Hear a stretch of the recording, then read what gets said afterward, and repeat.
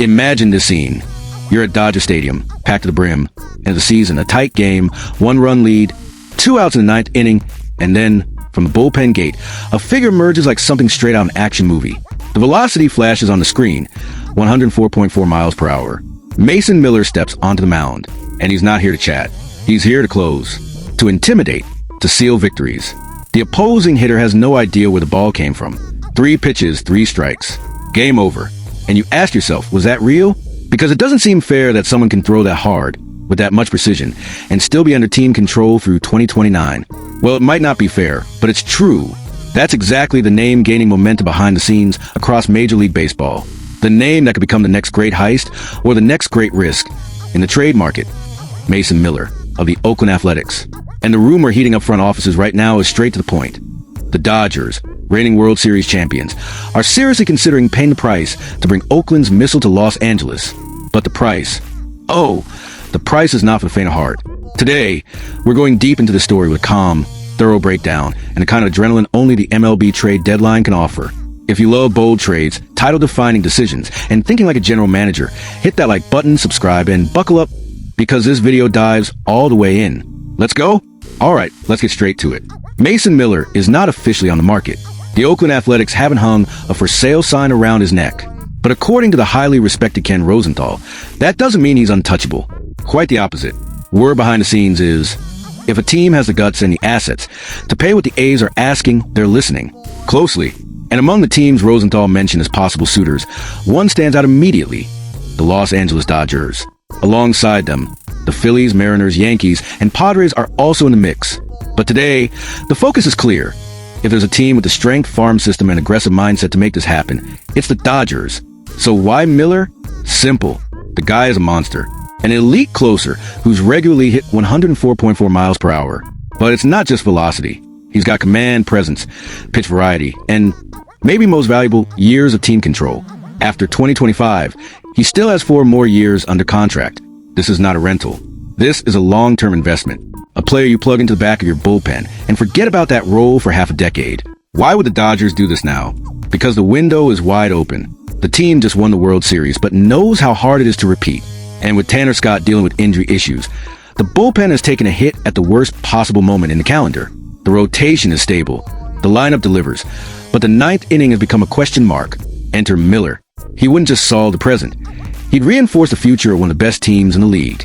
Of course, a piece like this doesn't come cheap. And the package needed to pry Miller from Oakland is heavy. But the Dodgers have the ammo. And more importantly, they have the urgency. The offer centers around 4 key names we'll break down now. Spoiler alert, none of them are easy to give up. But for a shot at glory, it might just be worth it. First, there's lefty Jackson Ferris. He's the Dodgers' number 4 prospect on the MLB pipeline and ranked number 8 by Baseball America. At just 21 years old, he's pitching in Double-A and known for hitting 97 miles per hour with a 5-pitch mix and strong movement. His current ERA is 4.74, which might seem pedestrian, but his ground ball rate of 49.5% is striking. Why? Because the Oakland Athletics still don't know exactly how their new stadium in Las Vegas will play starting in 2028. But one thing for sure, ground balls don't leave the park. And Ferris is exactly that kind of pitcher. He'd be a central piece in this rebuild. A young arm with upside, ready to be shaped. The second piece is shortstop Alex Freeland, 23, currently in AAA with Oklahoma City. Freeland is a versatile infielder who has played 127 minor league games, and in 2025 has already logged 10 home runs, 16 stolen bases, a .254 batting average, and a .377 on-base percentage. The most interesting part? He has room to grow as a hitter, and is highly regarded defensively. The challenge? Oakland needs to decide where he fits.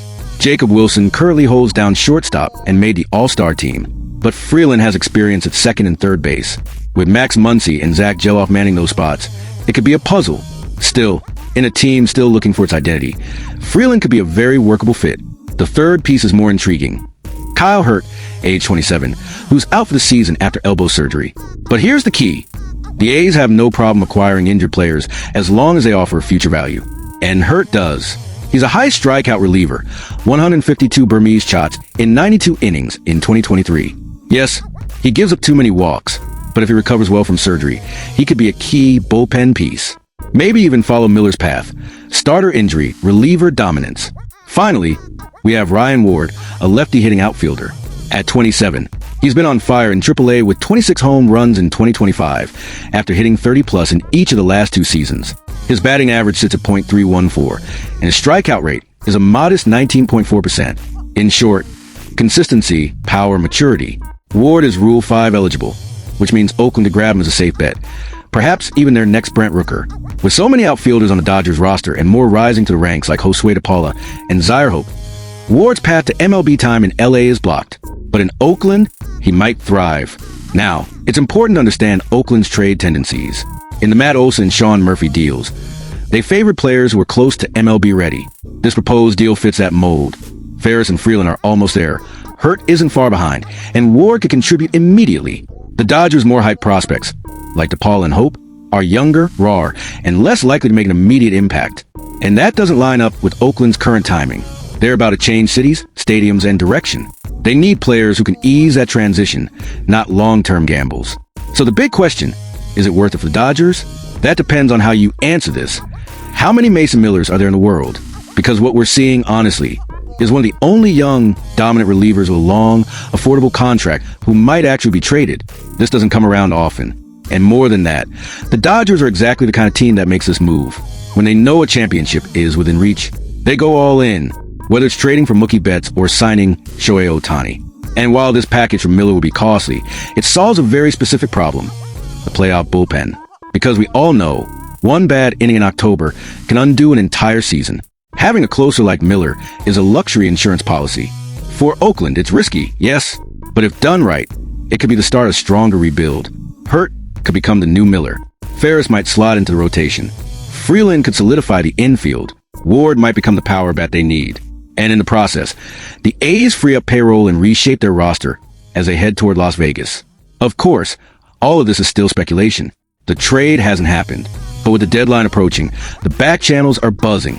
And rumors like this usually spark something bigger. The fact that the Dodgers are even considering paying the price says a lot.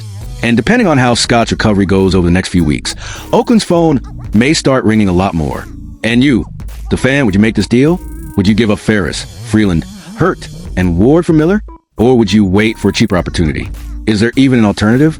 Or is this the move that could repeat 2024 and turn the Dodgers into a true dynasty? Drop your opinion in the comments. This is the kind of trade we love to debate. And if you enjoyed this deep dive, be sure to hit like, subscribe to the channel, and ring the bell, because the trade market's about to explode. And if Miller changes uniforms, we'll be back to break it all down, step by step. See you in the next video. And until then, watch out for missiles. They might be coming straight from Oakland.